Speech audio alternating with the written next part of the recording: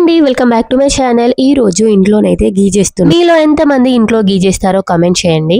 నేను మీగడనైతే 2 వీక్స్ నుండి అయితే స్టోర్ చేసి పెట్టుకున్నాను. ఫస్ట్ ఒక మిక్సీ జార్ తీసుకొని దాంట్లో ఈ మీగడ మొత్తం యాడ్ చేసేసేయాలి. కూల్ వాటర్ పోసుకొని అయితే మిక్సీ చేసుకోవాలి. బట్ నాకు కొన్ని వాటర్ ఎక్కువైపోయినాయి అని నేనైతే ఇలా కవ్వంతోనైతే చిలికి అయితే మొత్తం బయటికి అయితే తీస్తున్నాను. కొంచెం వాటర్ తక్కువ పోసుకుంటే మనకి మిక్సీలోనే మంచిగా వస్తుంది. కావాలంటే ఇక్కడ చూడండి, నాకు కొన్ని వాటర్ యాడ్ చేసుకోవడం ద్వారా మంచిగా వచ్చింది. ఇట్లా తర్వాత మనం తీసుకుంది మొత్తం నేనైతే ఇలా గిన్నెలో స్టోర్ చేసుకుంటున్నాను. నాకైతే ఒక 1/2 లీటర్ దాకానైతే నెయ్యి అయితే వచ్చింది.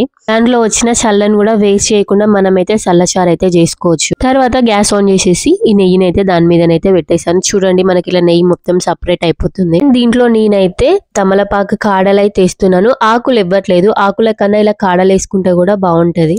మంచిగా బ్రౌన్ కలర్ వచ్చాకనైతే నెయ్యిని మంచిగా మనం స్టవ్ ఆఫ్ చేసుకొని ఒక గ్లాస్ స్టూల్ అయితే కంటైన్ చేసుకుని పెట్టుకోవచ్చు. ఇక్కడ చూడండి, నాకు ఎంతగానో నెయ్యి వచ్చింది.